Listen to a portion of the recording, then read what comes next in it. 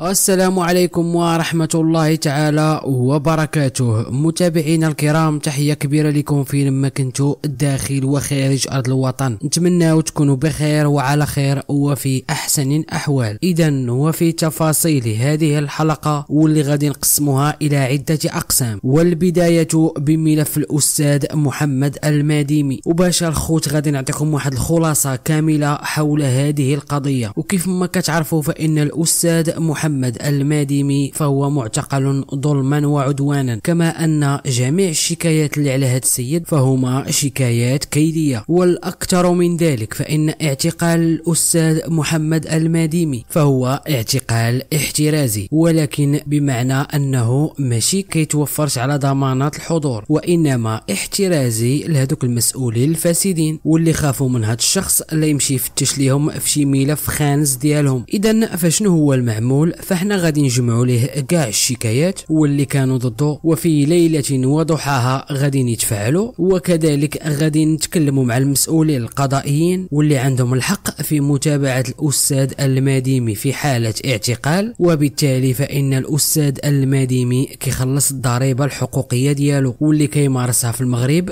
بصفة قانونية. وسطروا لي على هاد كلمة قانونية، وهذا الشيء من جهة، ومن جهة أخرى فما كاينش شي مواطن مغربي على أرض المملكة المغربية ناض كيتكلم وكيفضح الفساد إلا وغادي يكون المصير ديالو هو السجن. وهنايا فاحنا غادي نعطيوكم عدة أمثلة. فمثلا غادي نتعجبوا في هذا السيد واللي هو إدريس شحتان. فهذا السيد هذا هو مالك قناة شوف خيخي، كما أنه مالك جريدة المشعل. وكنظن بأنكم كتعرفوا قناة شوف خيخي واللي هي قناة مخزنية. بالإضافة فإن الدور ديال هذه القناة هو ترويض الرأي العام، وخصوصا أنهم كينسيو المغاربة على المشاكل الحقيقية. ولكن اللي ما عارفينش المتابعين هو أن هذا إدريس شحتان فهو كان من أكبر المعارضين للملك، وكتب عدة مقالات كينتقد فيهم الملك وكذلك الأوضاع في المغرب، إلا أنه غادي يكون المصير ديالو هو السجن، وغادي يدوز 2 في زنزانة انفرادية. وكيف ما سمعتوا فهذا هو المصير ديالو، واللي كان حقوقي كيدافع على حقوق المغاربة وكينتقد جميع المسؤولين وكذلك السياسات الحقوقية. ولكن فمباشرة من اللي غادي يخرج من السجن فهو غادي يولي أكبر لحاس الكابا ديال المخزن، كما أنهم غادي نعطيوه الدعم باش غادي يفتح هذاك القناة، وغادي نرجعوا ليه جريدة المشعل واللي كانوا وقفوها ليه سابقا. وكنظن باللي راكم كتشوفوا الفيديوهات والمنهجية واللي كتحرك بها قناة شوف خيخي. ودابا غادي ندوزو للسي حميد المهداوي واللي دوز 3 سنين ديال الحبس ظلما وعدوانا، وغادي نلفقوا ليه واحد التهمة خيالية. وهذا الشيء حيتاش كان كيدافع على المتظاهرين واللي كانوا في الحسيمة، وكذلك كان كينتقد الأوضاع والسياسات ديال هذه الدولة. ونزيدوا عليهم حتى السي توفيق بوعشرين واللي غادي نعطيوه 15 عام ديال الحبس، وحتى هو كذلك كان كينتقد السياسات ديال السي أخنوش وبعض السياسات المخزنية. ونزيدوا عليهم حتى سليمان الريسوني واللي راه داخل في إضراب عن الطعام مفتوح احتجاجا على اعتقاله التعسفي وسجنه احتياطيا لمدة ما يقارب سنة دون محاكمة وفي غياب أدلة تدينه. وبلا ما نساو عمر الراضي واللي رفضوا له الطلب ديال السراح المؤقت. ودائما هادو الخوت ما كيلفقوا لهم تهم جنسية، يعني من السمطة لتحت. بينما السي حميد المهداوي ولا الأستاذ محمد الماديمي فهنا تيبقاو يصيفطوا لهم شي بنت واللي كتكون خدامة معاهم، وهنايا كتمشي كتعرف عليه باش تغريه، والهدف ديالها هو أنها توصل إلى ممارسة الجنس مع هؤلاء. إلا أنهم ما نجحتش لهم هاد القضية مع هاد الجوج بالضبط. وهنايا فهم غادي ينتقلوا إلى الخطة الثانية واللي هي تهم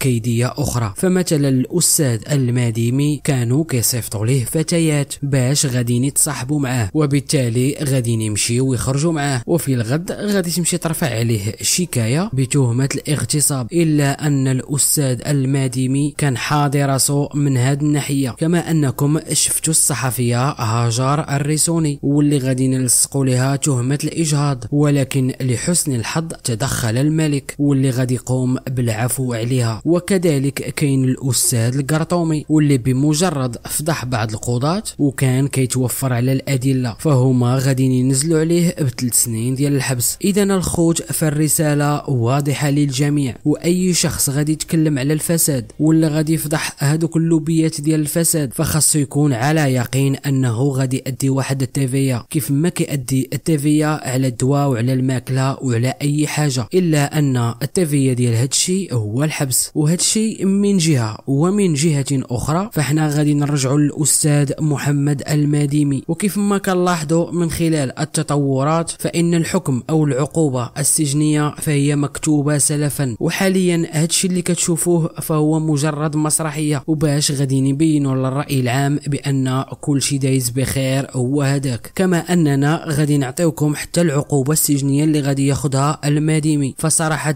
البراءة ما تحلموش بها، وغالبا ما غيتم تأييد الحكم، وحتى كاع إلا داروا معاه مزيان فهما يقدروا ينقصوا ليه شي شوية، بالإضافة إلى الغرامات المالية واللي غادي يكونوا مرتفعين. وبالتالي ملي غادي يقرب يخرج غادي ينوضوا هذوك المشتكيين واللي حكمات لهم المحكمة بتعويضات مالية وغادي يبغيو ينفذوا عليه هذا الحكم. إذا الخوت وباش نكونوا صرحاء معكم وصراحة فهاد الهضرة ما غاديش تعجب بزاف ديال الناس، فإن الأستاذ محمد الماديمي واخا تجيبوا ليه 25 محامي واخا تجيبوا ليه حتى المحامي ديال الملك واللي كان في فرنسا واللي سميتو إريك ديبون موريتي، فحتى شي واحد ما غادي يخرج لكم الأستاذ الماديمي من السجن. ودابا غادي ننتقلوا إلى المحور الثاني واللي كيتعلق بجمعية المريق واللي ولا الاختصاص ديالو هو تقديم الشكايات. فصراحة الخوت ما عرفناش هاد السيد هذا واش بصح عارف الدور ديال العمل الجمعوي، وانا شخصيا كيبان ليا هاد السيد هذا ما فاهمش دور الجمعية، لان هاد الشيء هذا تزاد عند حده. فالجمعيات داروا باش يعاونوا الناس وباش كيكونوا شباب صالح، ماشي باش يقدموا شكايات ويدخلوا الناس للحبس. فهذه راه ما بقاتش جمعية، هادو راهم ولاو سماسرة ديال الشكايات الكيدية. كيف ما كتلاحظوا هاد جمعية المريق ولينا كنشوفوا الاختصاص ديالها هو الشكايات، ما كدير حتى حاجة من غير تقديم الشكايات. وبلا شك غادي تكونوا لاحظتوا هاد الشيء، فيما كان شي واحد عنده شي مشكل كتلقاه تما مالو باغي يقدم شكاية. وهاد الشيء من جهة، ومن جهة أخرى فهاد السيد هذا واللي كيدعي بأنه كيحمي المؤسسات، فهاديك دودة تايلاند الزرقاء واللي كان كيدافع عليها فهي أكثر وحدة عطات صورة سيئة للقضاء، وخصوصا ملي خرجت هذاك الاعتراف واللي كتصرح به بأنها كتوصل بالأحكام قبل إصدارها. والأكثر من هادشي كامل الخوت فاحنا باقي ما شفنا لا تدخل ولا تحرك ولا من طرف الجمعيات القضائية ولا من طرف النيابة العامة، وخصوصا أن هاد الادعاءات واللي كيخرجوها من فمهم فهي كتمس صورة جهاز القضاء. وكيف ما كيقول واحد المثال فالجقحة لن يدافع عنها إلا الجقيح، واللي هو صاحب جمعية المريق. والعجب العجاب الخوت فهاد خينا هذا كيستافد من الدعم اللي كتعطيه ليه الدولة. وكيف ما كتشوفوا فهو فاتح واحد الجمعية الاختصاص ديالها هو تقديم الشكايات. إذا فما دمت في المغرب فلا تستغرب. وكنلقاو في المقابل الأستاذ محمد الماديمي واللي كان بصح كيدافع على حقوق الإنسان، فهانتوما كتشوفوا كيأدي الضريبة ديالو على هذا الدفاع واللي هي السجن، بينما وجه المقلة المحروقة واللي معروف بجمعية المريق واللي عليه العشرات ديال الشكايات، إلا أننا ما شفنا لا تدخل ولا هم يحزنون. فإلا لاحظتوا الخوت أن هذا صاحب جمعية المريق واللي كيدعي بأنه حقوقي وكذلك يدعون بأنهم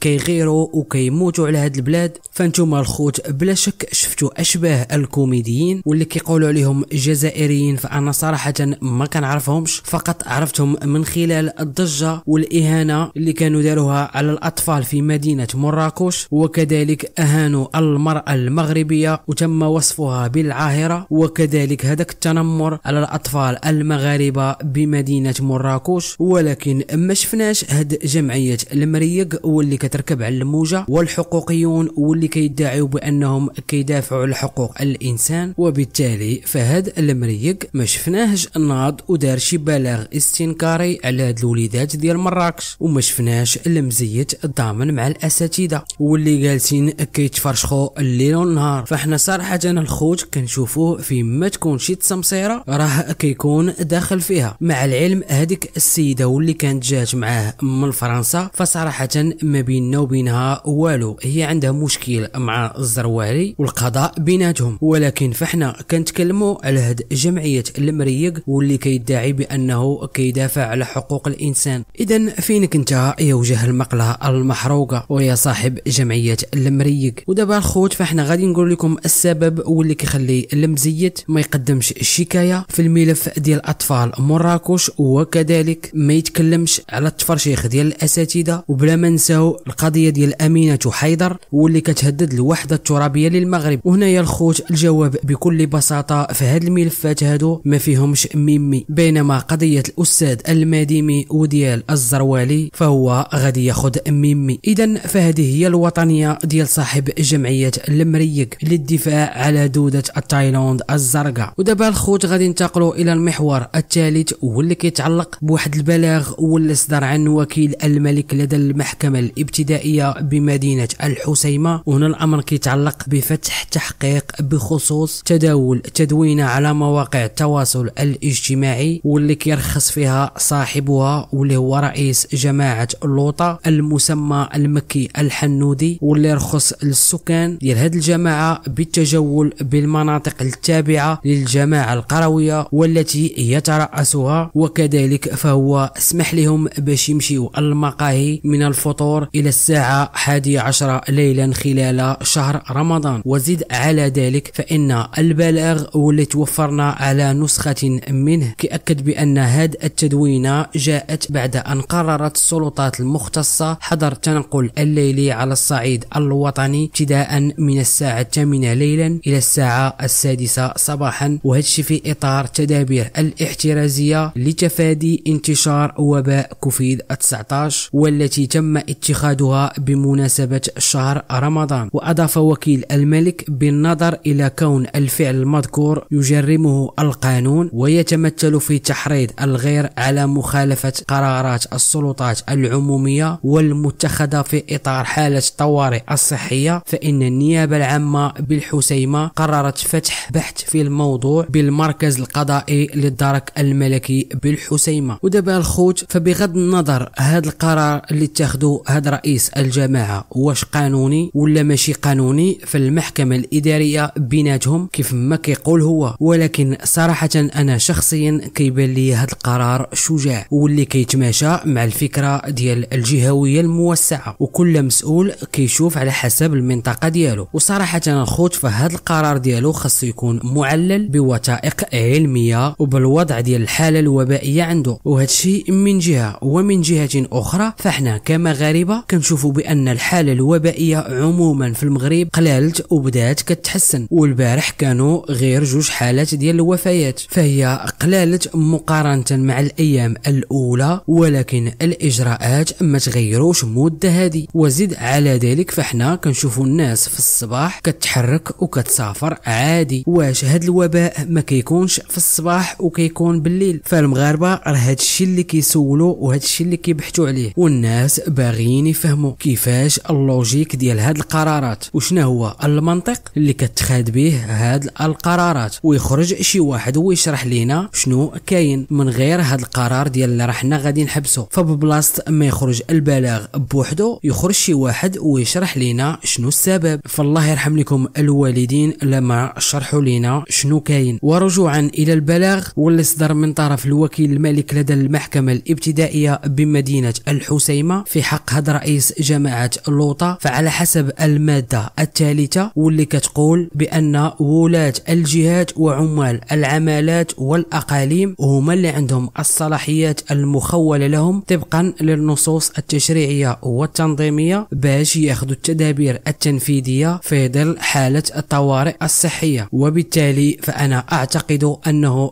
بصفته رئيس جماعة ماشي والي الجهة وماشي عامل عمالة أو إقليم، فراه غادي يكون العصا في هذه القضية. وكيبقى السؤال المطروح وخاصو الشرح شنو هو الفرق بالليل والنهار. إذا الخوت وصلنا إلى نهاية الحلقة، وما تنساوش أنكم تنخرطوا معنا في القناة. مرحبا بكم في قناتكم أمير 24، وركزوا لنا الخوت على لي لايك ولي كومونتير، ودائما توقعوا فيديوهات جداد وأخبار جديدة. والسلام عليكم ورحمة الله تعالى وبركاته.